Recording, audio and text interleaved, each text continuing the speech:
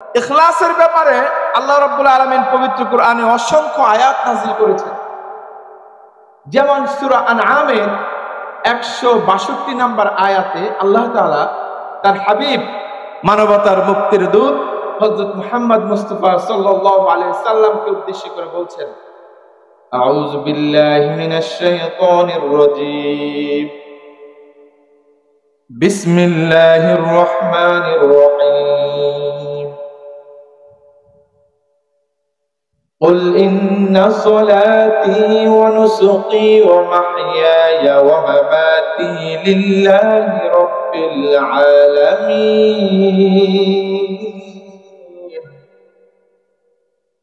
আল্লাহ রাব্বুল আলামিন মানবতার মুক্তির দূত হযরত মুহাম্মদ মুস্তাফা সাল্লাল্লাহু আলাইহি ওয়াসাল্লামকে উদ্দেশ্য করে বলছেন, হে রাসূল, আপনি আপনার পরিবারকে জানিয়ে দিন, আপনি আপনার সমাজকে জানিয়ে দিন, আপনার আশেপাশের লোকদেরকে জানিয়ে দিন, আপনি গোটা পৃথিবীর মানুষকে জানিয়ে দিন, ইন্না সলাতি, আমার নামাজ, ওয়া নুসুকি, আমার ইবাদত, আমার কাজকর্ম, ওয়া মাহইয়ায়া, আমার জীবন, ওয়া মামাতি, আমার মরণ, লিল্লাহি রাব্বিল আলামিন, বিশ্বজাহানের প্রতিপালক আল্লাহ রাব্বুল আলামিনের জন্য। চিল্লায়া বলেন সুবহানাল্লাহ।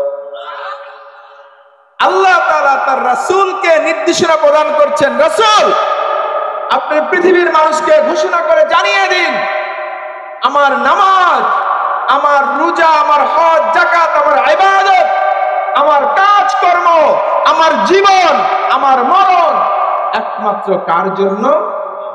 আল্লাহ রাব্বুল আলামিনের জন্য। আপনার কাছে যাকাতের টাকা আছে, যাকাতের সম্পদ, যাকাতের হকদার হলো গরিবরা, তাই না?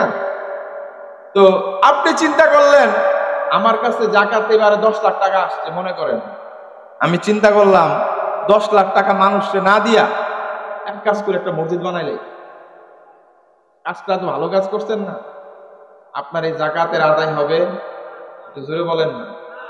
কাজটা তো ভালো করেছেন, আদায় হবে না কেন? শরীয়ত মোতাবেক হয় না, এই জন্য। সুতরাং ইবাদত কবুলের জন্য দুইটা শর্ত আমরা পেলাম। এক নাম্বার শর্ত হলো ইবাদতটি হতে হবে ইখলাসপূর্ণ। ইখলাসপূর্ণ মানে আমার ইবাদতটি হবে একমাত্র আল্লাহর সন্তুষ্টির জন্য, ঠিক কি না?